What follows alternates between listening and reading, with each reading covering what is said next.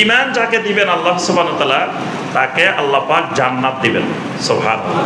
ঈমান আছে, জান্নাত আছে। ঈমান নাই, জান্নাত নাই।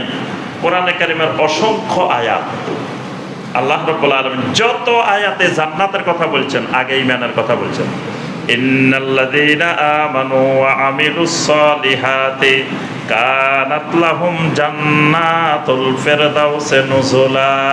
ঈমান আছে, আমলে সালেহ আছে, আল্লাহ রাব্বুল আলামিন তাকে জান্নাতুল ফিরদাউসের মেহমানদারির ব্যবস্থা করে রেখেছেন। সুবহানাল্লাহ। ঈমান আছে, আল্লাহর সাথে তার বেলায়েত আছে, বন্ধুত্ব আছে।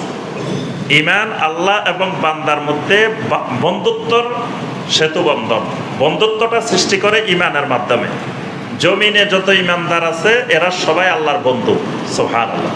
সূরা আল বাকারার 257 নম্বর আয়াত। আল্লাহু ওয়ালিয়্যুল্লাযীনা আমানু ইউখরিজুহুম মিনাজ যুলুমাতি ইলান নূর। আল্লাহ রাব্বুল আলামিন যত ঈমানদার আছে ঈমানওয়ালাদের বন্ধু, ঈমানওয়ালাদের ওয়ালি। সুবহানাল্লাহ। তাহলে ঈমান আল্লাহ এবং বান্দার মধ্যে ভালোবাসা সৃষ্টি করে। ঈমানের উপরে ইস্তেকামত থাকলে মৃত্যুকালে ফেরেশতারা এসে জান্নাতের সুসংবাদ শোনাবেন। সুবহানাল্লাহ।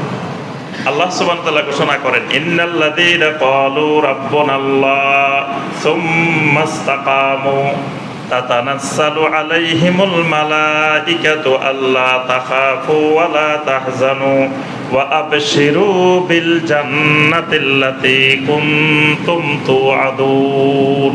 ফেরেশতারা এসে বলবেন, ওয়া আবশিরু বিল জান্নাহ, তোমাকে আমরা জান্নাতের সুসংবাদ শোনাইতে আসছি। সুবহানাল্লাহ। তাহলে আমার আপনার কাছে সবচাইতে মূল্যবান ঈমান। এই ঈমান যাতে কোনো অবস্থায় নষ্ট না হতে পারে এই দিকে সজাগ থাকা প্রত্যেক ঈমানদার নারী পুরুষের উপরে ফরজে আইন।